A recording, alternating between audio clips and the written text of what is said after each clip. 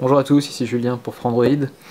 Donc on va faire enfin cette vidéo de prise en main de l'Xperia S, en espérant qu'il n'y ait pas de bug cette fois. Je suis désolé pour la première, mais bon. Après j'aurais peut-être pu ne pas la mettre en ligne, mais je trouvais ça assez amusant de me voir galérer sur un portable. Bon bref, cette fois ce sera net, et on l'espère sans souci. Donc comme vous voyez, on est sur l'interface. Donc apparemment la ROM n'est pas complètement terminée, comme vous pouvez voir. Bon, c'est pas un prototype, hein. J'ai vu que dans les commentaires certains disaient que c'était un prototype, ce n'est pas un. On a la boîte, on a toutes les... il est vraiment sous sa forme commerciale, donc on est loin du prototype. Et pour avoir eu des prototypes en main, je peux vous dire que c'est quand même bien plus avancé qu'un modèle de démonstration à peine sorti d'usine, quoi. Donc on est sur Timescape, qui n'est pas le nom de la surcouche, mais qui est le nom d'une application. Cette application, c'est celle-là. C'est un ensemble de widgets, donc vous avez Amis et Flux par exemple. Ces widgets vous permettent tous d'arriver à la même application, si on clique dessus, voilà, qui est l'application Timescape. Alors comme vous voyez, c'est super bien animé, c'est très fluide, et comme je le disais dans le test, on regrette simplement que les bureaux aient un petit freeze quand on passe de l'un à l'autre. Donc, qu'est-ce que vous faites sur cette application? Eh bien, vous configurez vos réseaux sociaux, et ils apparaissent tous sous la forme d'un... je sais pas comment on pourrait appeler ça, un carrousel montant, descendant, bref, voilà. Et donc en haut vous avez vos amis, c'est-à-dire que vous pouvez donc trier ces messages par correspondant. Donc ici c'est les copains de tablette tactile, ici c'est Frandroid.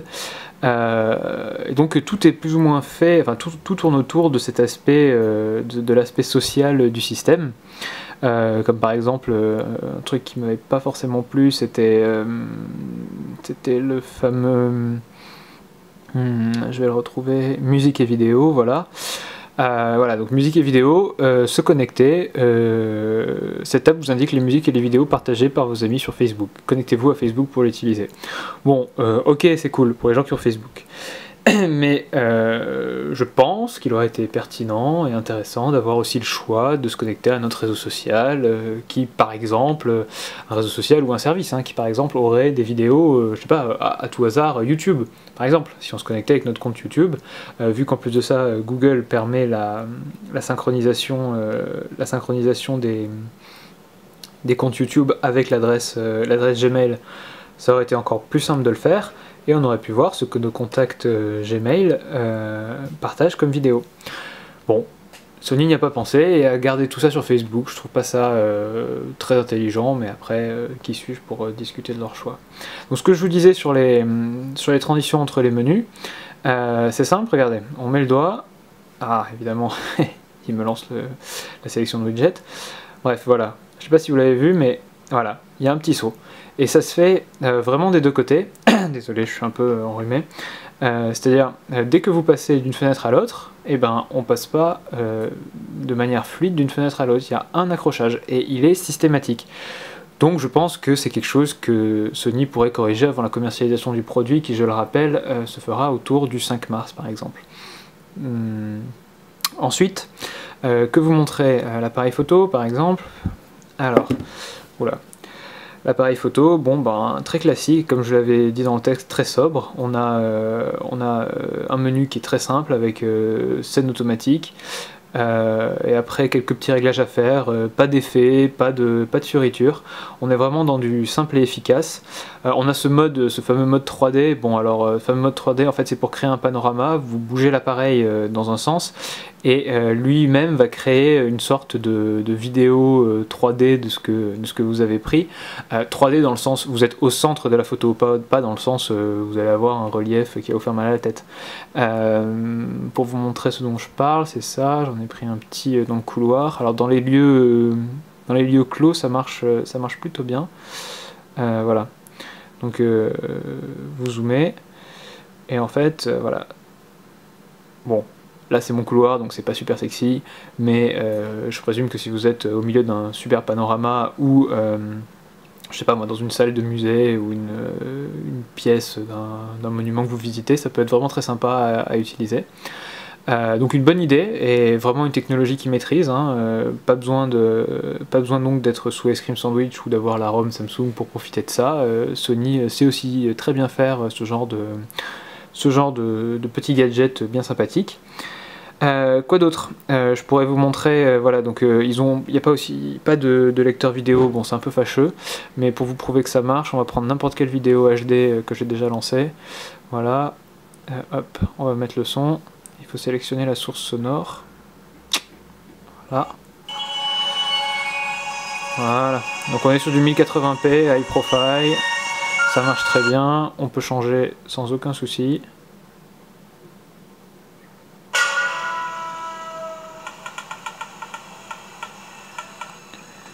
Bon, ça, il n'y a vraiment pas de problème pour le processeur, il va vous décoder à peu près n'importe quelle vidéo. Le son est assez puissant, comme je ne sais pas si vous avez pu l'entendre. C'est assez puissant et vous pourrez tout à fait regarder un film comme ça. Enfin bon, bref, même si c'est pas très confortable. Le mieux étant toujours d'utiliser la prise HDMI que vous avez ici pour le relier à votre téléviseur et donc à votre système sonore. Que vous montrer d'autres? Des jeux par exemple. Bon, évidemment on n'a pas accès à la Tegra Zone, même si je l'ai installé pour essayer. On va montrer un jeu assez rapide comme Muffin Night, qui est assez amusant d'ailleurs. Si vous l'avez pas, je vous conseille d'y aller. D'aller sur le market pour le télécharger, à OpenFaint qui veut absolument que... Non, je n'aime pas le fun. On va baisser un tout petit peu. Comme vous pouvez voir, les chargements sont très rapides, alors ça, on remercie le Géodrame, et vous êtes souvent instantanément en jeu. Donc voilà, bon, ça marche très bien, hein. On va pas y passer des heures. Bon, le principe, c'est vous ramasser des muffins et vous changez de personnage. Bon, bref, c'est amusant. Et comme vous pouvez voir, le jeu est bien animé, rapide, et le processeur s'en sort parfaitement. Donc malheureusement, on n'aura pas accès aux jeux de la Tegra Zone, style Shadowgun, style Zen Pinball, etc. Mais est-ce vraiment grave? Je ne sais pas trop. À vous de voir, selon si vous aimez jouer ou pas. Ensuite, le lecteur MP3. Donc il a un widget dédié, il a été un petit peu refait par rapport à celui d'Android, et notamment au niveau des fonctions. On a notamment quelque chose que j'apprécie personnellement, qui est la fonction égaliseur.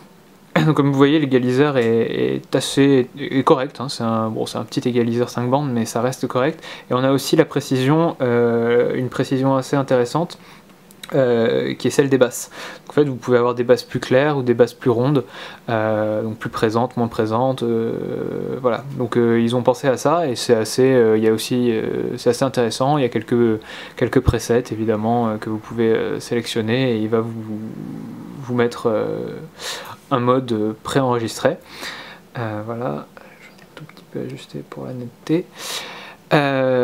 Quoi vous montrer d'autre? Là on a fait un petit tour qui est quand même plus correct que sur la précédente vidéo. Les tags NFC. Alors les tags NFC, c'est simple, j'espère que le NFC est activé, mais je crois que oui. On pose un petit tag, on pose le téléphone dessus, et voilà, il a chargé un profil. Donc là, j'avais configuré le profil chambre, par exemple, sur cette petite puce. J'ai juste posé le téléphone, et qu'est-ce qu'il a fait? Il a activé le Wi-Fi en me connectant sur mon Wi-Fi. Bon, vu que c'était déjà fait, il l'a pas fait. Il a démarré l'horloge monde, et il a activé toutes les alarmes pour que je n'oublie pas de me réveiller demain matin. Donc c'est super sympa à lui, je le remercie. Et donc comment, vous allez vous demander peut-être comment on configure ça. Alors c'est très simple, il suffit d'aller dans l'application que je vais vous montrer, qui s'appelle Livewire Manager, où là on trouve par exemple la rubrique Smart Tag, et je vais essayer d'approcher un petit peu. Voilà. Il vous suffit donc dans cette rubrique Smart Tag de configurer par exemple celui-là, le Smart Tag chambre, et d'ajouter des actions. Donc c'est vraiment du what you see is what you get, vous n'avez rien à coder, rien à programmer. Voilà, donc vous avez des tas d'applications possibles et des tas de fonctions possibles aussi. Par exemple définir un fond d'écran, vous pouvez faire accéder à une URL le portable automatiquement. Application qui va être complétée. Hop. remet la mise au point, qui va être complétée par Tags, qui est l'application officielle NFC sous Android. Alors en gros, elle va repérer les tags que vous avez scannés, et elle va vous permettre aussi de créer un tag avec cette fois un peu moins de choix, mais ça reste l'application que tout le monde peut avoir, avec contact, URL et texte. Et sachez que ces petits tags que Sony fournit donc dans le pack avec le smartphone sont compatibles avec évidemment tous les smartphones NFC, c'est-à-dire que vous configurez avec votre Sony, et après vous pouvez faire lire le tag par tous les téléphones équipés de la technologie, qui risque de se développer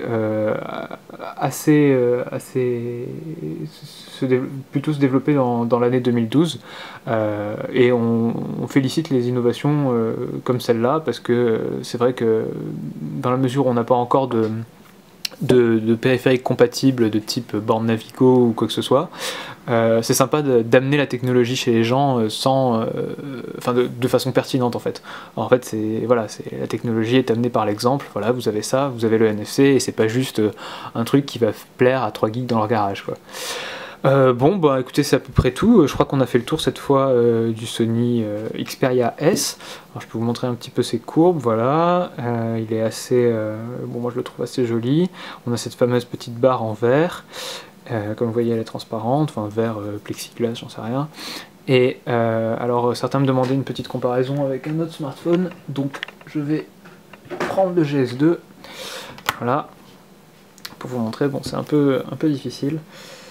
Voilà, donc même si techniquement l'un est affiché comme plus fin que l'autre, comme vous pouvez voir, vu que le dos est courbé, je doute que la taille, je pense que la taille de Sony qu'ils affichent, c'est celle-là. Donc c'est un peu du pipeau, mais ça reste un téléphone assez fin, comme vous pouvez le voir. Et le GS2 est à peine plus fin et quand même un petit peu plus léger en main. Là, si je les prends tous les deux, on a vraiment l'impression d'avoir un téléphone plus massif à gauche, même si comme vous voyez, il y a très peu de différence en termes de taille. Je vais vous les reculer un peu. Non, je peux pas, donc je vais mettre un sur l'autre ou l'un à côté de l'autre. Voilà, très peu de différence en termes de taille. Et on a deux smartphones qui sont clairement haut de gamme. Et après, bon bah voilà, hein, l'un a maintenant 6 mois, celui-là est clairement le premier smartphone de 2012, avec un écran 720p et de la technologie NFC, etc. Ce qui en fera un très bon choix quand il sortira, donc dans la première semaine de mars, je crois, la semaine du 5, quand on reviendra du MWC. Voilà, et bien écoutez, j'espère que cette vidéo vous a plus plu que l'autre, et de mon côté je vais vous laisser. À bientôt.